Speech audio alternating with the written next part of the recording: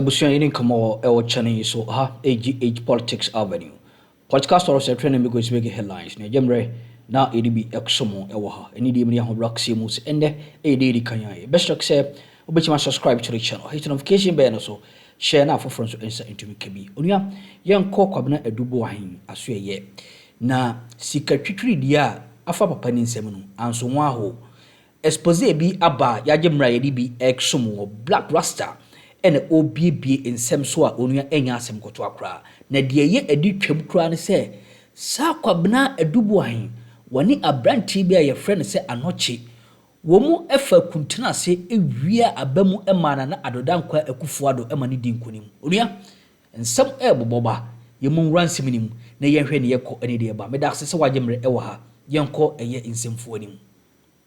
End of the road for Kwabena Adu Boahen.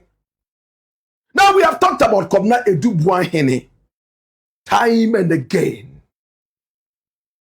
This guy here was in the UK, working in the cold in one of the firms right there on the streets of London. He was working in an IT firm, and we've given you all the details before. Now, a friend of his talked to him and told him, you know, you are one of the gurus of IT in this company. Why don't you move to Ghana, where there is a new digitalization rave going on? He didn't like the idea, but upon being talked to over and over, he decided to move to Ghana. And when he arrived in Ghana, he realized that, yes, it was all good. His salary was not that bad, though it was a little below what he was receiving there in England. In no time, he rose to become the very first boss of the National Signals Bureau. And that was when calamity started. The biggest mistake the country ever made was to put this crook right there in that position. National Signals Bureau. He allegedly helped to rig elections with one Anochi, who we will be talking about one of these days. They rigged the elections for the NPP. Politicians don't care. As long as they win the elections, they are okay. Whether the ballots are stolen or not, how many people die or not, they really don't care. All they care about is the fact that they have won, no matter how. This guy was allegedly the henchman alongside one Anoche, who we will talk about in full. They came together to rig the elections. There was a time, in fact, the Electoral Commission of Ghana started to complain that its systems were hacked.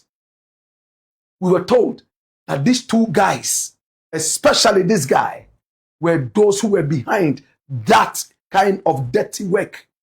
The hacking of the EC systems, just to be able to steal an election for the NPP. And it's still online. Anybody can go out there and read and verify. They still remain allegations until we go in there and we are able to come out with the hard facts and slap that on these two. But this guy became a king in his own rights. Stolen cars were passing through him, allegedly. Yoko, Economic and Organized Crime Office, headed by Capo di Tutti Capi, Caporal, one Raymond Archer, alongside the Minister of Justice, the Attorney General, Dr. Dominic Akuritinga Ayini. My brother, my sister, when they came into power in the John Dramani Mahama government, they decided that this man had to be dealt with. They had been able to build so much information about him.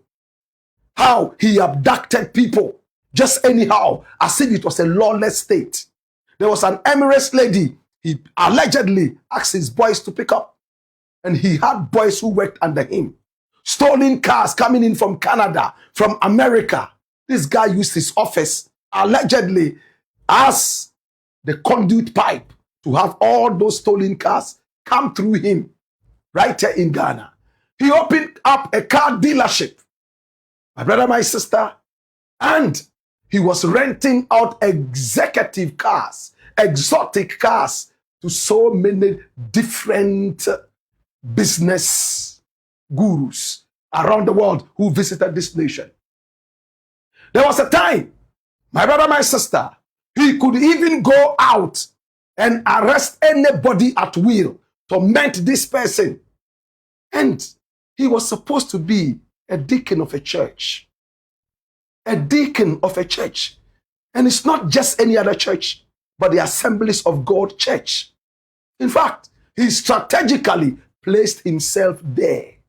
And in no time, Reverend Wingham realized that this guy was paying so much tithe, and he got closer to him and even assigned the accountant to him, so that each time it was time to collect tithes, this accountant would just go with a big Ghana must go bag and collect the tithe for the church. He supported the church so much, even with the building of the church, the painting of the church, all from stolen money, allegedly. He stole the money and he tried to use God's name to clean up the money. You steal $1 trillion and you give God 500 Ghana cedis, hoping that that is enough to clean up all the loot. Kwabena Adu Boahen, he was the first boss of the NSB. He was the one who walked over to Nana Addo Akufo-Addo and told him, insisting that he needed an office to himself so that he would be able to operate properly. He wanted to break away from the national security. And Nana Addo allowed him because he was his main thief, stealing the elections for him and his cronies. Hallelujah. Allegedly. Now, my brother, Kwabena Adu Boahen, right after the tenure of office of Nana Addo Akufo-Addo, right now walked without protection. They had protected him for so long. And when Mahama came into power, he planted boys around Mahama to be able to pick up information, and the president was almost naked. These guys were involved in so many dubious things, including blackmail, we are told. Now, and he didn't operate alone. He had his boys. And there was also a lady, Alaji's wife, Rashida Sani. She used to be called Rashida Nasamu. And together, they become Mr. and Mrs. Akromfo. Allegedly. Going around, tormenting the coffers of the republic. Building for themselves mansions. They were untouchable at a certain point. He traveled on a diplomatic passport, while Rashida traveled on a service passport. My brother, my sister. And he was able to get so many different contracts for his girlfriend, in quotes, the Alaji's wife, who he was able to get to divorce her husband and follow him. This is Kwabena Adu Boahen. Today, what is new? They were in court. Oh, yes, they went to court. They were in court. Yesterday, they walked into the courtyard, he and his wife. And in these pictures, you can see him here with his wife. And it was the same way they appeared in court yesterday. But this time round, they went through an underground just to protect them and all that. And his lawyer is attaching. When they went to court, there was a new judge. Hallelujah. Hallelujah. There was a new judge. Many Ghanaians have complained that this trial is taking too long, is delaying. So in the wisdom of the Chief Justice, Bafubone, Justice Bafubone, the Chief Justice, they have to make the courts hurry with the trials, the speedy courts. So special judges have been assigned to some of these criminal cases, very dear to the heart of the nation. Better still, very crucial to the heart of the nation. Come here. My brother. So when Kwabena Adu got to court, wait, his lawyer, Atachia, there was a new judge sitting there. And his name is a whole mouthful. Justice Francis Apangabunu Achibonga. What a name. This is not a judge to play with. If you want to play with a judge, go and play with those who have names like David, Jonathan. This guy is called Justice Apangabunu Achibonga. That is his name. Have you heard of this judge before? Have you heard of him before? Apangabunu Achibonga. It sounds like a South African name. Siyabonga. But this one is Achibonga Apangabunu. Round the doors here. This is him. Justice Francis Apangabunu Achibonga is a distinguished Ghanaian jurist who currently serves as a justice of the Court of Appeal. And he was sworn in by the President of Ghana as a justice of the Court of Appeal on October 9, 2025, only a few months ago. The President himself handpicked this guy and swore him in because he has faith in this man and the others that were sworn in. Does it tell you something?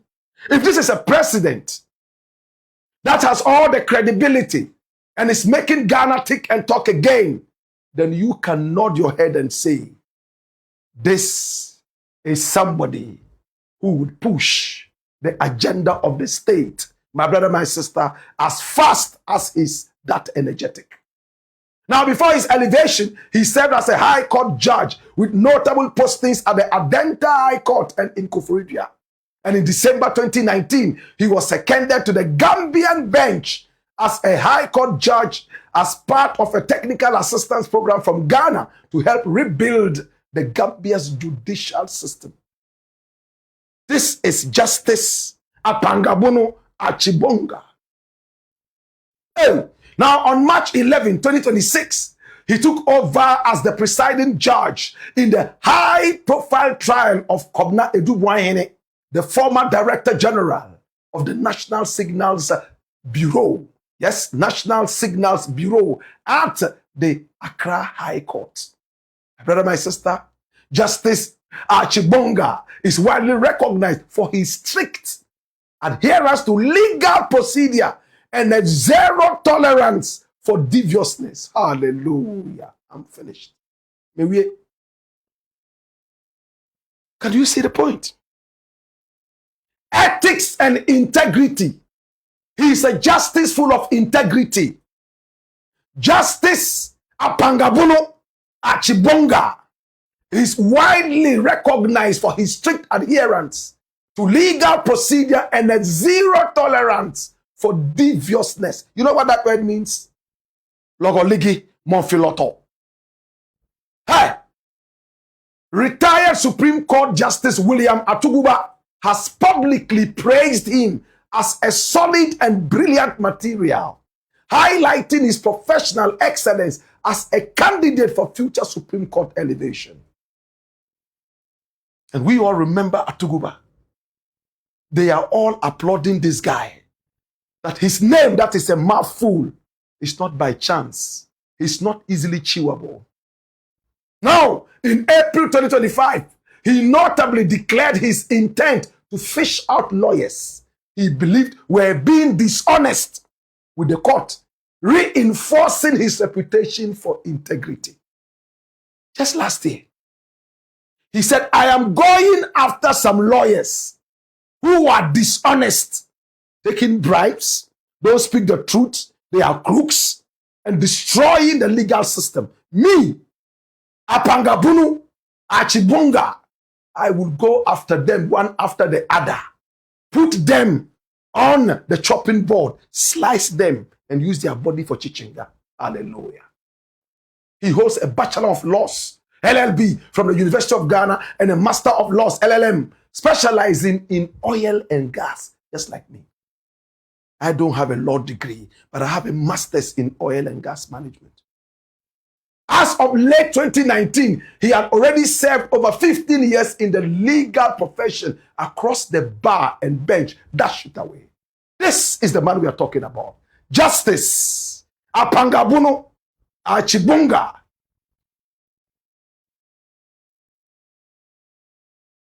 Apangabunu Achibonga. What a name. I've already fallen in love with this guy. My brother, Apangabunu Achibonga, who is now sitting on this thing. And the Chief Justice says it has to be speedy, very fast. Edu Boahen went to stand in front of this guy with his wife, my brother, my sister, and his lawyer, Atachia, also appeared and decided, my brother, my sister, to interact, what we call cross-examine. He cross-examined Ruby. Edith Ruby. Opokuwa Dumwa. This lady. And she was with the National Security. Ghana Web did a great job by giving us toe-to-toe exactly what happened in court. Let's see what happened. Run the story. My brother, my sister, they went to court, and there she was. New judge takes over Republic versus Edu Boahen trial midway. Run the story. Watch it. Now, Justice Francis Apangabunu Achibonga on Wednesday, that's yesterday, March 11, 2026, assumed responsibility for the high-profile trial of Kwabena Adu, the former Director General of the National Security Bureau, and two others, National Signals Bureau, and two others at proceedings held at the Accra High Court, Criminal Court 3. Now, Justice Achibonga takes over from Justice John Eugene Nyadu of the Accra High Court, that's the General Jurisdiction 10. Now, during the first proceedings under the new judge, the Attorney General's prosecution witness, Edith Ruby Opokuwa Dumwa, head of finance at the NSB, came under intense scrutiny during cross-examination led by Samuel Atachia Esquire, who represented the accused. Dash it away. So what did they say in court? 3 News. My own 3 News was there. My brother, my sister. And what did Edith say in court? And is contained here. It says, former Signals Bureau Director Kwabena Adu pre-financed national security special operations on a number of cases. Leave it there. That was what Ruby said in court. What does it mean? Dash it away and come here. Now, watch this. It came out that the head of finance, Madam Edith Ruby Opokuwa Edumwa, during cross-examination, said that there were some operations that were supposed to be done by Kwabena Adu Boahen, and because money had not been given out first, Kwabena Adu Boahen had to go out and pre-finance that. In other words, he had to go out there and work and later come in and ask for payment. Is this true? Now, Edu Boahen was the first boss of the National Signals Bureau. Bring the code card again. The first boss of the National Signals Bureau. And this one says, former National Signals Bureau Director Kwabena Adu Boahen pre-financed national security special operations. Dash it away. It was still under the national security. And it came out that Boahen said that he pre-financed some of the operations and then came later to take money from the national security. My brother, my sister, now, this is the big question. Is it allowed? Listen attentively. Is this allowed? National security issues. And a man is asked to take money from his own personal pocket and go on the operation and later come and be paid.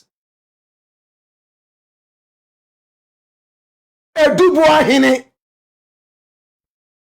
said, as confirmed by his former finance boss, that there were some operations that Boahen used his own personal money to pre-finance so that later he would come and take the money back.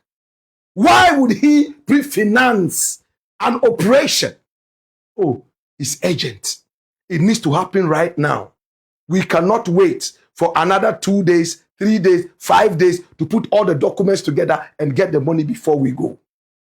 Therefore, he would go on his own on such an operation and later on return and ask for the money to be paid him. My brother, if this is anything to go by, then I wonder what kind of national security we had. That an individual would be asked to use his personal money to go on an we and some hold way to me a course or channel so. Mammy and I was so jemre or her senator body, and you don't be a Romania, you best sign a room.